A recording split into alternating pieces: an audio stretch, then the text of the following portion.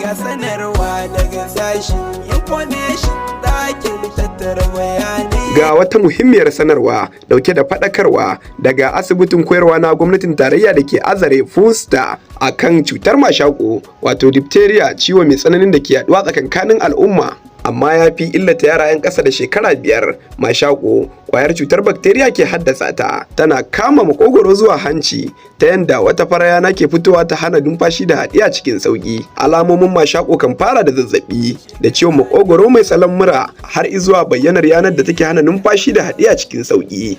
Ga kasala, murya ta canza wasu lokutan an sha ruwa sai ya dawo ta hanci. Mashaƙo yana da saurin yaɗuwa ta hanyar cuɗanya da mu'amala. Keɓance masu mashaƙo domin kulawa ta musamman yana da matuƙar muhimmanci, amma fa hakan zai fi samuwa an je asibitoci. Hakan ya sa sakamakon bayyana cutar ta mashaƙo a nan jihar Bauchi, asibitin koyarwa da ke Azare Fusta ke shawartar al'umma musamman iyaye da su mika yara 'yan shekara 5 da kannansu a musu rigakafi a guraren da gwamnati ta keɓance, ko ga jami'an lafiya masu bi gida-gida domin ba da rigakafin mashaƙo. Rigakafi shine babbar hanyar tsira da kuma kariya daga wannan ciwo. Asibitin koyarwa da ke Azare Fusta a shirye yake safi ba dare ba rana don karɓar majinyata daga ƙananan asibitoci wato referral akan kowace cuta domin ba su kulawa a babban mataki. Abin kiyayewa anan shine a daina barin majinyata a gida har sai ciwo ya taɓarɓare an galabaita. A wasu lokutan ma sai an fara saduda da majinyaci kafin a nemi asibitoci. Faɗakarwar ta zo muku daga sashen yaɗa labarai da mu'amala da jama'a na asibitin koyarwa da ke nan Azare Fusta.